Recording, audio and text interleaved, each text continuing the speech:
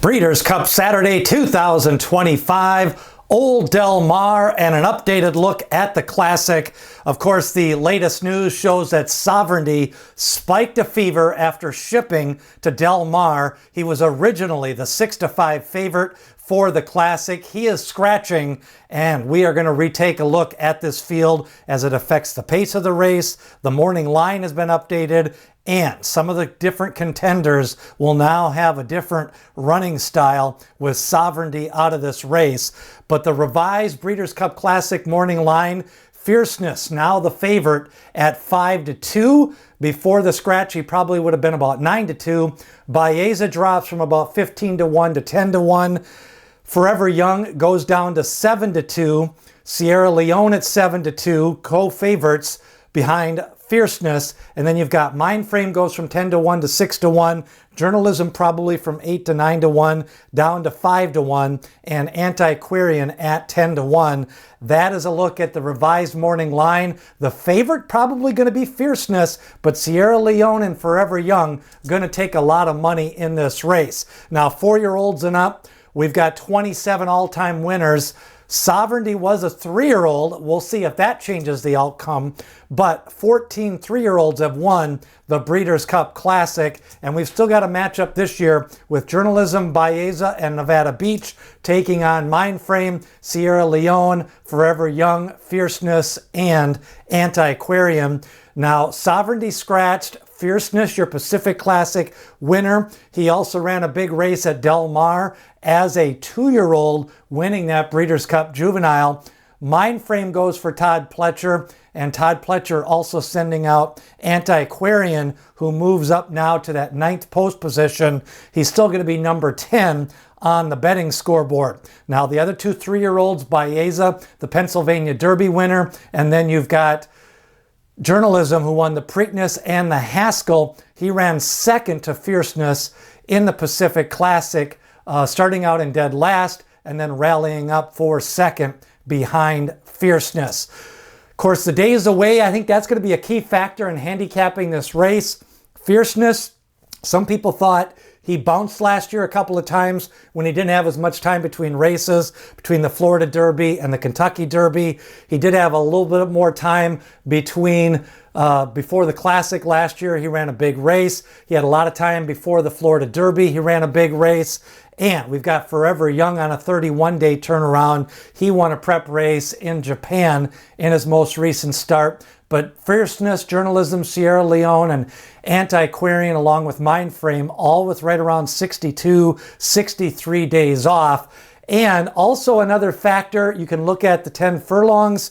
We've got a lot of horses with experience at 1.25 miles. Fierceness, 4 starts, 2 wins. Baeza, 2 starts, no wins. Forever Young, 6 starts, 3 wins. Sierra Leone, 1 for 5 at 1.25 miles.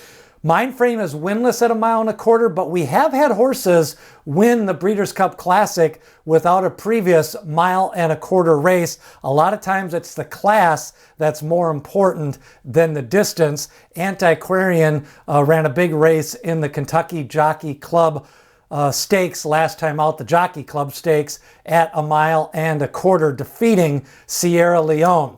Now let's take a look at the race replays. Forever Young, he ran his most recent race in the Nippon TV High Stakes. Now he was the big favorite in Saudi in the Dubai race. Did not win the World Cup, but ran 3rd behind Hit Show. Forever Young seems to like that 1.25 miles. Of course, he ran in the Kentucky Derby last year, finishing 3rd. Now, Baeza is winless at 10 furlongs. He ran in the Kentucky Derby, had the wide post, caught a fast pace in the Pennsylvania Derby. They were motoring up front, goalie-oriented, doing battle with a couple of other sprinters stretching out. And Baeza started to make his move going into the turn, picked up the win in the purple and yellow out in the middle of the track. Galloped out nicely. Remember, he's a May foal, and he did run well against Sovereignty in the Jim Dandy Stakes as well this year. Now, Fierceness, he ducked in at the start of the Pacific Classic right after the gate opened. He went to the inside, then straightened himself out. made a long sustained run up to the lead and then drew open the race on the turn in that Pacific Classic. And then Journalism was way back, made his move up to second to rally for second place. Again, Fierceness in his career, he's only won back-to-back races once. That was in the Jim Dandy and the Travers last year. He comes in off a win in the Pacific Classic. Now, Fierceness overall, 13 starts. Meanwhile, Nevada Beach, one of the 3-year-olds that's more lightly raced, going to go for Bob Baffert, going to be double-digit odds. You may like that. He did defeat Full Serrano in the Goodwood Stakes. Full Serrano won the Breeders' Cup Dirt Mile last year. He's running in the Dirt Mile this year. Nevada Beach, lightly raced, probably still eligible to improve. And he may be another horse that's up on that pace and fighting with horses like Fierceness and Contrary Thinking to establish a good position early on in the race. The big question mark for Nevada Beach is the 10 furlongs. Now, horse for course, Fierceness second in the Breeders' Cup Classic, first in the Pacific Classic. Sierra Leone won the Breeders' Cup Classic last year. Journalism won a maiden race at Del Mar. Forever Young, third in the Breeders' Cup race. Now, Mindframe, interesting horse. He won the Stephen Foster, defeated Sierra Leone, beat him on the square, got his move first in on the turn. Sierra Leone chased but could not get to him. And Mindframe was bet down under 2-1 in the Jockey Club Stakes when he lost his jockey that day, Irad Ortiz. But Irad Ortiz jumps back on. He's ridden Mindframe throughout his career. And of course, Mindframe, 3 of his wins at Churchill Downs, an allowance race, Churchill Downs Stakes, and the Stephen Foster. Now, Antiquarian showed a nice ability to rate. He chased behind Phileas Fogg, who opened up a lead, who was also behind Contrary Thinking. And then Antiquarian passed Phileas Fogg late in that Jockey Club Stakes, Kentucky Jockey Club, and he won that. Now, overall, Antiquarian defeated Sierra Leone in that race. Now, Journalism won the Preakness. He was bumped, was resolute down the lane, got the win over Gosger, and he can come from behind. He tends to make a mid-race move. He gets a jockey switch to Jose Ortiz. Of course, Journalism also won that Haskell Stakes. That's 1 1/8. He did win the Preakness at 1 3/16, which was close to the 1 1/4 distance. Now, Umberto Rispoli off. Jose Ortiz rides Journalism for the first time. Now, Sierra Leone won the Breeders' Cup Classic last year, got an extremely fast pace, had to just run down Fierceness. He defeated Forever Young, who was behind him, third in that race. So we get the top 3 horses from last year's Breeders' Cup back here in the Classic for 2025. Sierra Leone also got a fast pace in the Whitney Stakes. He won that race. He's the 5 horse with the green towel out in the middle of the track. Flavian Prat going to come back to ride him. He's got 14 mounts over the 2 days in the Breeders' Cup, going to try to bring Sierra Leone home. Of course, last year we had the fast pace in the Classic, and overall, the pace of the race, Contrary Thinking, Mindframe, maybe Nevada Beach goes more near the front now. Fierceness also probably going to get the first run at the leader. He may be forced to go out of that 1 post position. Forever Young probably going to get a good trip out of that mid-pack. And then Journalism and Baeza, they probably get first run on Sierra Leone. Overall, I'm seeing an average pace. It kind of depends on what Nevada Beach wants to do and when he wants to go after Fierceness, but Bob Baffert likes to be on the front end. So when you look at this race, now with Sovereignty scratched, the Beyer speed figures are very close. Should be a close race. Sierra Leone, Antiquarian, Journalism, Fierceness, and Mindframe, all within about 1 length, 1.5 lengths on the Beyer speed figure scale. Now, again, when you're handicapping this race, average pace is what I'm expecting. Who makes the first move, Mindframe or Forever Young?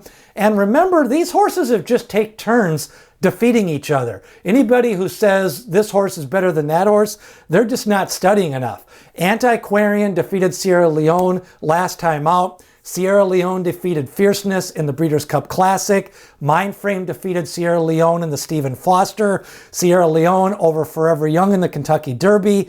Journalism over Baeza in the Kentucky Derby. Fierceness over Sierra Leone in the Travers Stakes. They have just been taking turns.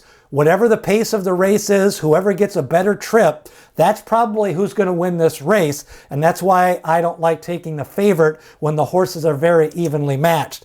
My top choice is going to be Journalism. He's going to be right around 5-1. I think that's a usable price. The doubles, he'll probably be a little bit higher. And in pick 3s and pick 4s. Jockey Switch, I think he's a good 3-year-old who's maybe still has a little bit of upside. Exacta, Journalism over Mindframe, Baeza, and Sierra Leone. Long shot play is Baeza if you really want to get creative, but I think he could make a good run here. Remember, Forever Young, third in this race last year. He could get that first move on Sierra Leone this year. Last year, he was closer to the pace. Mindframe's never won at 10 furlongs, but he gets 60 days off, and he did defeat Sierra Leone in the Stephen Foster on the square and was bet down in the Jockey Club Stakes. You can go different ways. You don't want too low of a price. Fierceness, the one post position, and he doesn't win 2 in a row a lot. Sierra Leone's never won 2 in a row. He comes in off a loss. So Sierra Leone won 2 in a row once, just the Bluegrass and the Risen Star last year. So lots of different form factors for the Classic. Should be one for the ages. Like, share, and subscribe. Who do you like in the Classic? Leave a comment. And remember, Fierceness now favored. Sierra Leone and Forever Young going to be right around 7-2 for the Classic. We've got previews up of the Distaff and the Juvenile. More videos coming. Subscribe. Smash that like button if you're liking the Breeders' Cup coverage. And remember, D. Wayne Lucas always says, people have opinions, horses have the facts.